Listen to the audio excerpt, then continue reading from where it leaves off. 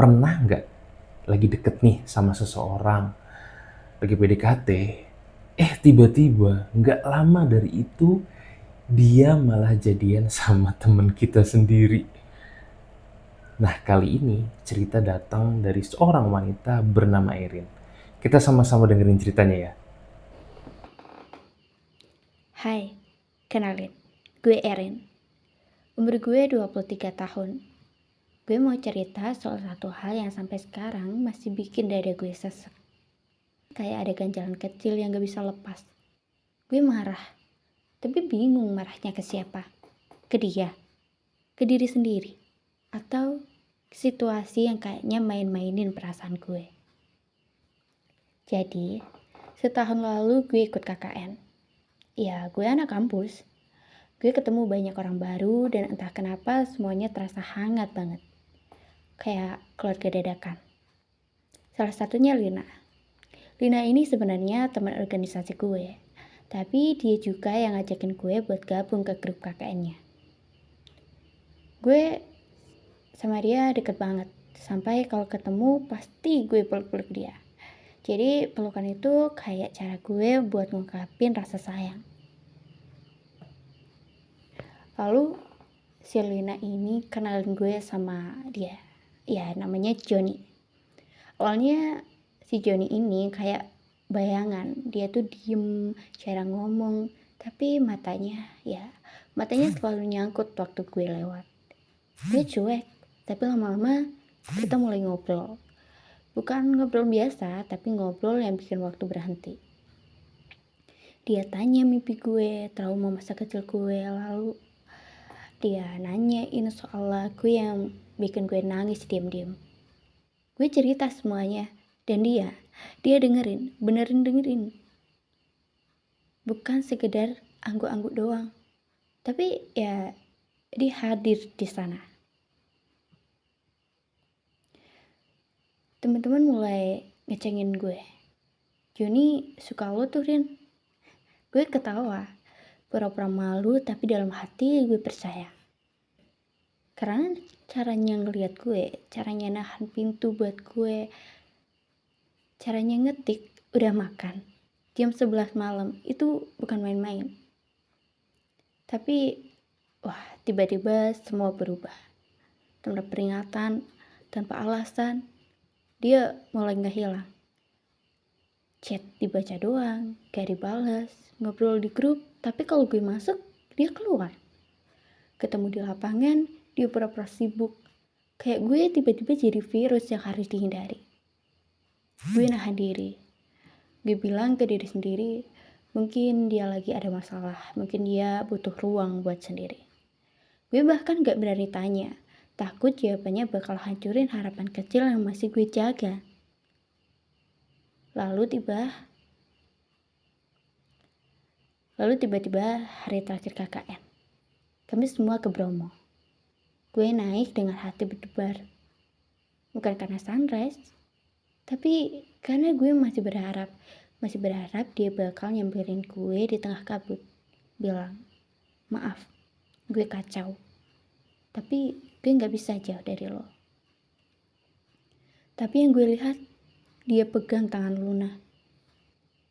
Temen serumah gue pas KKN. Cewek yang kemarin masih ketawa bareng gue sambil bilang, Joni tuh kalem banget ya. Mereka berdiri di bibir kawah. Mesra banget foto bergaya kayak pasangan beneran. Senyum mereka tulus, bahagia. Sementara gue berdiri di belakang, kedinginan. Bukan karena suhu Bromo, tapi karena ditinggal di puncak harapan sendiri. Gue gak nangis di sana. Gue malah ketawa. Karena lucu banget. Gue dikasih rasa deket, dikasih ilusi punya tempat di hati seseorang.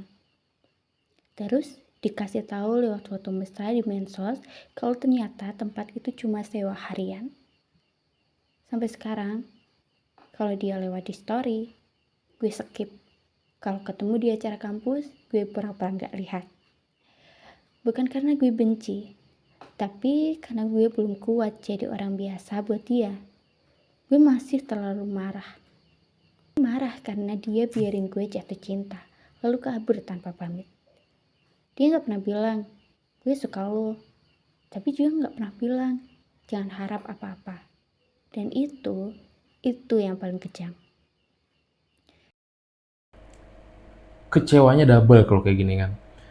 Kehilangan gebetan dan kehilangan orang yang deket sama kita, teman baik kita.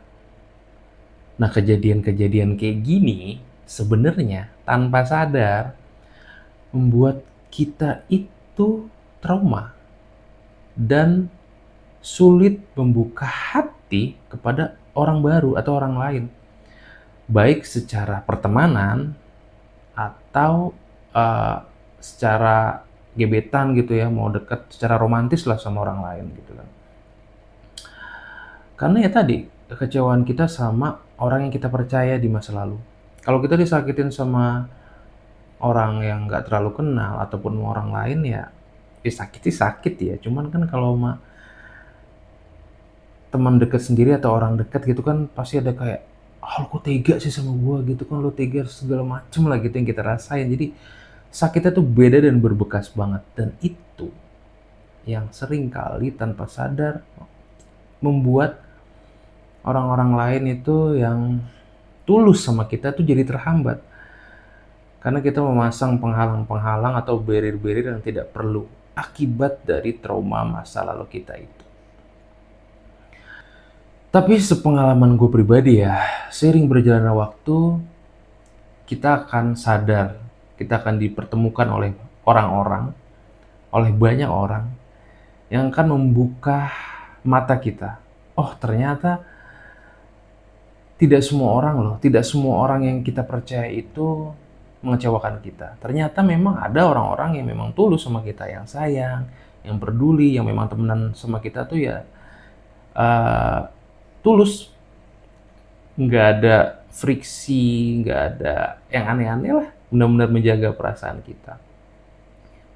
Dan itu nantinya akan membuat kita sadar bahwa tidak semua orang yang dekat sama kita itu akan mengecewakan kita.